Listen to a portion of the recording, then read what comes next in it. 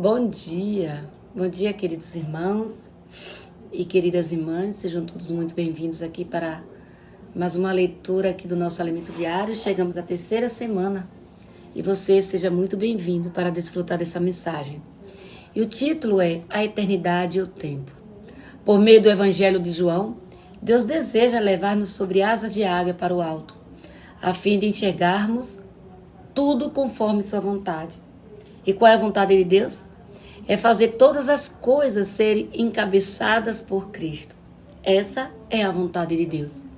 E por essa razão, Deus criou o tempo.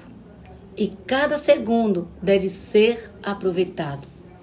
Ele deve ser aproveitado para o cumprimento de sua vontade. Essa é a vontade de Deus. Então, nós não podemos permitir, nem mesmo que coisas legítimas nos afaste da vontade de Deus. E a forma de evitarmos isso é encher-nos de Cristo pela imersão na palavra. Estamos hoje nos preparando para lutar a batalha de Armagedon. Então, quando o Senhor varrerá todas as coisas negativas para dentro do lago de fogo. Esse é o momento que nós devemos nos preparar.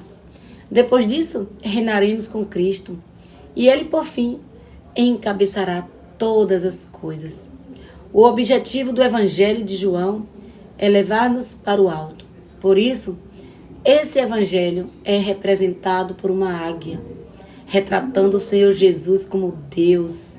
Ó Senhor Jesus, o Senhor é Deus, o Senhor Jesus é Deus.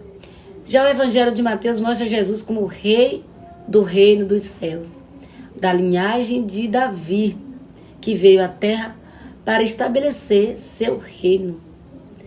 Deus Pai o escolheu para reinar sobre todas as nações. O Evangelho de Marcos apresenta Jesus como servo. Ele se tornou homem e assumiu a forma de servo, sem genealogia nem direitos trabalhistas, para servir a Deus e ao homem. Esse é o Evangelho de Marcos. Já no Evangelho de Lucas, mostra Jesus como homem, criado de maneira diferente de todas as outras criaturas, à imagem e semelhança de Deus. Glória a Deus. João fez questão de apresentar Jesus como o próprio Deus, porque no tempo dos apóstolos havia muita heresia entre o povo. Alguns diziam que Jesus não era verdadeiramente homem. Outros diziam que ele não era Deus, mas homem somente. Entretanto, João deixou claro que o Senhor Jesus é verdadeiramente homem e verdadeiramente Deus. Por isso, seu Evangelho leva-nos para o alto, sobre asas de águia. Ó Senhor Jesus, doravante queremos ver as coisas olhando lá de cima, como a águia, e não com a visão rasteira de formiga.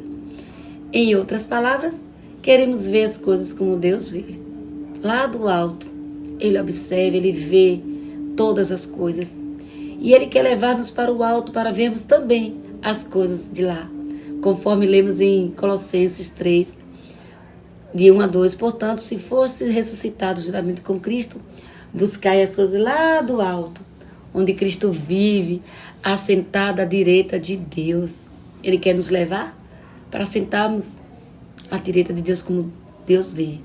Pensai também nas coisas lá do alto, não nas que são aqui da terra, porque morrestes e a vossa vida está oculta juntamente com Cristo em Deus. Por isso, logo no início do Evangelho de João, está escrito: no princípio era a palavra, e a palavra estava com Deus, e a palavra era Deus. Ele, a palavra, estava no princípio com Deus. Imagine, né? Princípio, nesse versículo, não significa o início do tempo da criação, mas diz respeito à eternidade. O princípio aqui diz respeito à eternidade. Na eternidade da palavra, o Filho de Deus já estava com o Pai. Cristo estava com Deus. Aqui está revelado que o Filho e o Pai coexistem na eternidade, que é a palavra. Que a palavra é Deus e o Filho é Deus. Esse evangelho dissipa qualquer dúvida acerca da deidade de Jesus Cristo. Já o princípio na abertura do livro de Gênesis refere-se ao início do tempo. No princípio criou Deus os céus e a terra. Está em Gênesis 1, capítulo 1, que inicia a contagem do tempo. Portanto, a partir da criação, deu-se início à contagem do tempo. No princípio, citado por João, o tempo ainda não havia iniciado, porque Deus habita a eternidade e não está limitado ao tempo nem ao espaço. Você percebeu a diferença, irmãos? Vimos isso em Isaías, capítulo 57, que diz assim: porquanto assim afirma o alto e o sublime, aquele que vive para sempre e cujo nome é Santíssimo. Habito no lugar mais majestoso e santo do universo. O contrito e humilde de espírito, a fim de proporcionar um novo ânimo ao quebrantado de coração e um novo alento ao coração arrependido. Ó Senhor Jesus, amados, Deus habita a eternidade, a dimensão, tempo não passa, logo, nele não há variação nem sombra de mudança. Ó Senhor Jesus, que maravilha! Deus é o mesmo ontem, hoje e para sempre. Mas no momento em que começa a criar, Ele inicia a contagem do tempo. Ó Senhor Jesus, como criaturas, vivemos dentro desse tempo que implacavelmente não volta. Por isso a Bíblia nos ensina a remir o tempo e não desperdiçá-lo, mas aproveitar cada momento. Senhor Jesus, tudo que Deus criou tem como propósito cumprir sua vontade. É comum os cristãos se perguntarem: amados, qual é a vontade de Deus para com a minha vida? Qual é a vontade de Deus para com sua vida?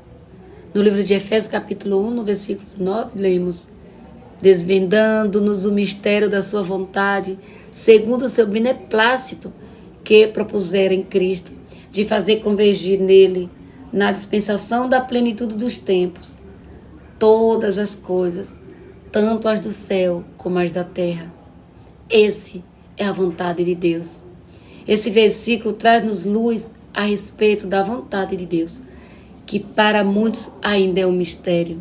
Contudo, Ele nos revelou que sua vontade é colocar todas as coisas, tanto ser encabeçados por Cristo. Que permitamos a vontade de Deus cumprir-se somente desta maneira, aproveitando o tempo que Deus nos deu. Ó Senhor Jesus, então vamos aproveitar o tempo para desfrutar da palavra de Deus. Ó Senhor Jesus, muitas vezes o nosso trabalho, muitas vezes outras atividades seculares têm tomado o nosso tempo. Senhor Jesus, gostaria de orar para que o Senhor possa realmente constranger o nosso coração, nós possamos estar mais perto do Senhor, desfrutando da sua palavra. Remir o tempo é aproveitar as oportunidades para estar com o Senhor. Que nessa manhã o Senhor possa nos conceder e termos tempo para desfrutar dele e buscar a sua essência através da sua palavra. Que Deus abençoe você, queridos irmãos e queridas irmãs.